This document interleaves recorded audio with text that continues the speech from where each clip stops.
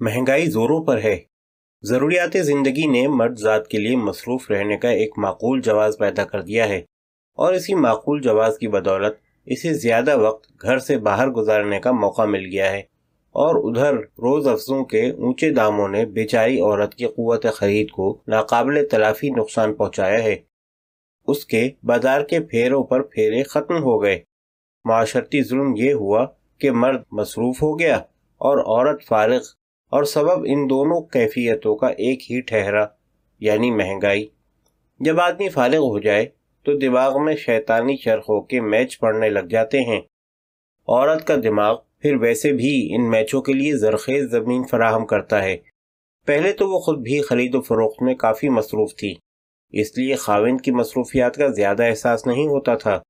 وقت ستم ظریف ہے، مرد کی مصروفیات بڑھ گئیں اور عورت کی مصروفیات گھٹ گئی ہیں۔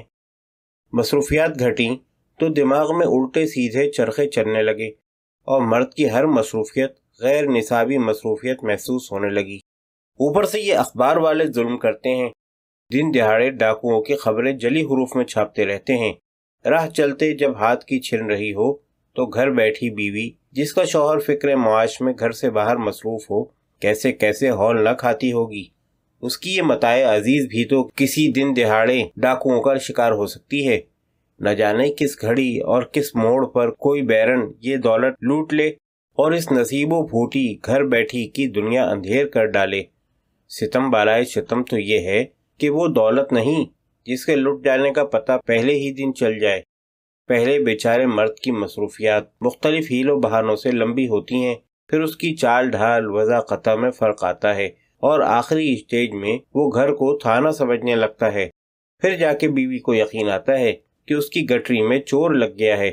یہی وجہ ہے کہ آج گھر گھرستن عورت کی دعاؤں بھرا سلسلہ عبادت اس وقت شروع ہوتا ہے جب خاوند گھر سے باہر قدم رکھے، اور سکون کا سانس شکرانے کے ساتھ اس وقت آتا ہے جب وہ بخیر و خوبی سالم ثبوت گھر کو لوٹتا ہے۔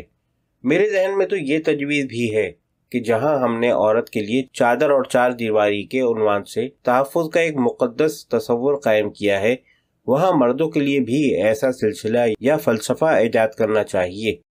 مفلر، ٹوپی یا پگڑی جیسی چیزوں سے اس تصور کی بنیاد رکھی جا سکتی ہے۔ شاعر اور ادیب بڑی حساس مخلوق ہے۔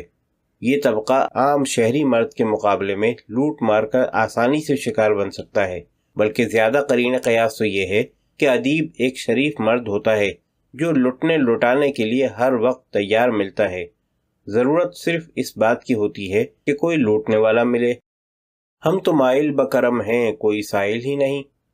یوں تو بیچارے ادیب کے دماغ پر عورت سوار رہتی ہے، یعنی اپنی عورت، کیونکہ ادیب قسم کا کوئی مرد عورت کے لیے بڑی بے اعتباری شے ہوتا ہے۔ اس کی غزلیں، اس کے افسانے اور بعض خطوط بیوی کے ذہن میں ایک مسلسل کھلبلی پیدا کرتے ہیں، اور وہ یوں سمجھتی رہتی ہے کہ گویا اس کی متاع عزیز لٹی کہ ابھی لٹی۔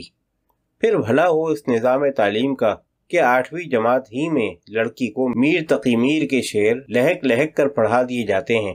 مثلاً یہ شعر ہی لے لیجئے: ناز کی ان کے لب کی کیا کہیے، پنکھڑی ایک گلاب کی سی ہے، میر ان نیم باز آنکھوں میں ساری مستی شراب کی سی ہے۔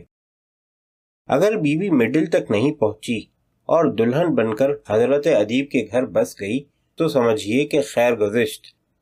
نہ تو بیوی خاوند کے مشکوک اشعار سے کانٹوں پر لوٹنے کے عذاب سے دوچار ہوگی، اور نہ ہی محترم ادیب کو گھر سے باہر رہنے کے لیے کسی تیر بہدف ہیلہ سازی کی ضرورت پڑے گی۔ لیکن جب بیوی نے یہ پڑھ رکھا ہو کہ غزل کے معنی ہے باز نان گفتن، تو ادیب خاوند کے ہاتھ کی لکھی ہوئی سودا سلف کی فہرست میں سے بھی وہ پوشیدہ مطالب بآسانی تلاش کر لیتی ہے۔ بیویوں کی اس تشکیک اور ادیب حضرات کے عمومی رویے کے حوالے سے ہم بیویوں اور خاوندوں کو مختلف اقسام میں تقسیم کر سکتے ہیں۔ عورتوں کی پہلی قسم وہ ٹھہری جو بازنان گفتن کے معنی بھی سمجھتی ہیں اور گھر میں ماشاءاللہ ریگولیشن جاری کرنے کی صلاحیت رکھتی ہیں۔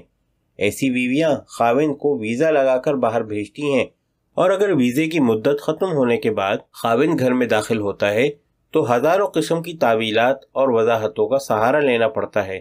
बहरहाल अफसाना निगार और कहानी नवीस अपने बचाव की कोई न कोई कहानी घड़ लेता है। अब देखिए ना, मेरे दोस्त नासिर अली सैयद एक दिन रेडियो स्टेशन रुक गए। शरीफ आदमी को 2:30 बज गए। वीज़ा 2 बजे दोपहर तक का था और इसे कॉलेज से सीधा घर पहुंचना था। खुदा जाने उस दिन बेचारे ने कैसा दर्दनाक अफसाना जाकर भाभी को सुनाया होगा और कैसे कैसे दिल हिला देने वाले मनाजिर बांधे होंगे। इस किस्म की बीवियों के खाविंद आम तौर पर घबराए घबराए, परेशान परेशान और मदकूक से होते हैं। बहरहाल इस ज़हनी दबाव में बीवियों की जवाब तलबियों के जवाब घड़ घड़ के वजूद नवीस और बेहतर अदीब यकीनन हो जाते हैं। दूसरी किस्म बीवियों की वो होती है जो गज़ल के थोड़े बहुत मफाहिम तो समझती हैं, मगर वीज़ा जारी करने या खाविंद पर कदगने आयद करने की सलाहियत से आरी होती हैं, और इस बेचारी को आरी रखने का सेहरा भी मर्द के सर होता है। अदाकार किस्म के अदीब, लिसान किस्म के लिखारी और चंद मखसूस महकमों में काम करने वाले अपनी बीवियों को बेवकूफ़ बनाने में दीगर शोबा हाय जिंदगी से मुताल्लिक अदीबों के मुकाबले में ज्यादा कामयाब होते हैं। मसलन मेरे मुकाबले में मुश्ताक शबाब अपनी बेगम को ज्यादा कामयाबी के साथ अपनी मसरूफियत का जवाब पेश कर सकता है। रिकॉर्डिंग, डबिंग, एडिटिंग बड़ी तवज्जो चाहते हैं। प्रोड्यूसर के जिम्मे बड़ा ही लतीफ काम होता है। पेशा ऐसा है जो इन्हिमाक और तवज्जो मांगता है और देर सवेर हो जाती है, और वैसे भी पीआर वाला महकमा है। हर शोबे और हर जिन्स से मिलना पेशे की एक अहम ज़रूरत है। इधर हम हैं कि मर्दान से पेशावर तक जाना हो तो वापसी का वक्त नोट करा के निकलते हैं, और जो ही घड़ी की सुई मुकर्रर वक्त से आगे खिसकती है तो नेक बख्त के कान दरवाजे की आहट पर लग जाते हैं। फरहद अब्बास और मुसर्रत हाशमी मेरे दोस्त हैं, मगर अज़दवाजी बिगाड़ के खौफ से आज तक अपनी नेक बख्त के सामने उनका नाम लब पर लाने से घबराता हूँ। घरेलू बीवी तो अपने मियाँ की नाक पर मक्खी बैठना बर्दाश्त नहीं करती, ये मशकूक से नाम भला कैसे बर्दाश्त होंगे। बाज़ बीवियाँ खाविंदों को थोड़ी थोड़ी ढीठ देती रहती हैं, फिर आहिस्ता आहिस्ता कानूनी शिकंजों को इतना कस लेती हैं कि बेचारे खाविंद आसानी से सांस भी नहीं ले सकते। अपना यार अमजद इस्लाम अमजद भी कुछ ऐसे ही गिरफ्तार हुआ है। शुरू में दूसरों की जवाब तलबियों पर जी ही जी में खुश हुआ करता था। जब से ड्रामा नवीस बना है, भाभी ने काफ़ी जामिया किस्म के स्टैंडिंग ऑर्डर्स लागू कर दिए हैं। अब तो ये हाल है कि जब भी अमजद इस्लाम अमजद को फ़ोन किया जाए तो मिसेज अमजद पहले पूरा शजर नसब पूछती हैं, और फिर अगर तसल्ली हो जाए तो अमजद से बात करना मुमकिन हो सकती है, वरना वो घर पर नहीं मिलते बल्कि शहर से बाहर होते हैं। वो खुशकिस्मत हैं कि जिनकी बीवियां भी पढ़ने लिखने से ताल्लुक़ रखती हैं। न चोरी चकारी का खतरा, न रहजन का खटका, न दिन दिहाड़े डाके का खतरा। कितने सुकून से गुजर रही होगी। अदब के नजरियात पर कहीं बाहर गुफ्तगू का मौका न मिलता होगा तो मियाँ बीवी आपस में बहस कर लेते होंगे। मंसूर कैसर के बारे में तो मैं इतना जानता हूँ कि अगर कहकशां भाभी इससे इत्तेफाक न करे तो वो बाकायदा नजरियाती मुखासमत का माहौल पैदा करके आंखें निकाल लेता है। लाला पिछले दिनों आंखों की तकलीफ की वजह से बाहर ना निकल सकता था तो घर में बर्तन खड़कते रहते थे। ताज सईद, जैतून बानो, अशफाक अहमद बानो कुद्सिया, मंसूर कैसर, कहकशां मलिक और इसी तरह के दूसरे दानिश्वर जोड़े कितने खुशकिस्मत हैं। मियाँ बीवी दोनों एक दूसरे की मसरूफियात से वाकिफ होते हैं। न हीला साजी, न वजाहतें और जवाब तलबियाँ। एक दूसरे से तख्लीकी कामों में भी मदद लेते होंगे। किसी नशिस्त में कुछ पढ़ना है और साहब नहीं लिख पाए तो क्या हर्ज है अगर बीवी से एक अफसाना लेकर मियाँ ने उस महफिल में पढ़ दिया तो वैसे महसूस होता है कि उधार मांगने की आदत मियाँ ही को होती होगी। हमें अगर मालूम हो जाए कि बीवी के पास चंद रुपए पड़े हैं तो तिल्ली में खुजली शुरू हो जाती है, और इस वक्त तक चैन नहीं आता जब तक किसी न किसी संजीदा सूरत हाल का बहाना करके ये पैसे जेब में न डाल लें।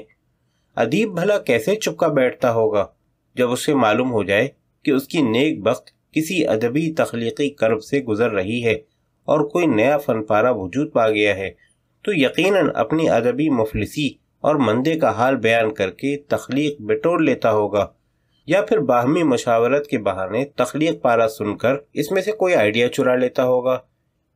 मियाँ बीवी एक घर में रहते हैं तो लामहला एक दूसरे पर असरअंदाज भी होते हैं, اور انسانی نفسیات کا یہی پہلو دونوں کے لیے صلاح مشورے سے تخلیق کرنے کا سبب بھی بنتا ہے۔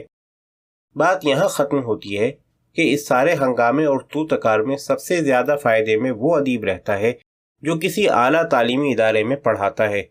ملک میں یونیورسٹیوں کا جال بچھ گیا ہے، آج یہاں سیمینار تو کل وہاں۔ ادیب کو دعوت نامہ مل جاتا ہے اور بیچاری بیوی کی تشفی کے لیے مطبوعہ دعوت نامہ کافی نہیں کیا؟ یہ سیمینار ادیب کو کس قدر ازدواجی تحفظ مہیا کرتے ہیں۔ میں نے بڑے بڑے شریف ادیبوں کو ان عالمانہ تقریبات میں شرکت کی غرض سے ہفتوں گھر سے باہر رہتے دیکھا ہے۔ بیوی نیک بخت بھی خوش ہے کہ اس کے شوہر کا علمی گراف اوپر جا رہا ہے، اور خاوند بھی مطمئن کہ گھر سے باہر نکل کر اسے کھلی فضا میں لمبے لمبے سانس لینے کا موقع مل جاتا ہے۔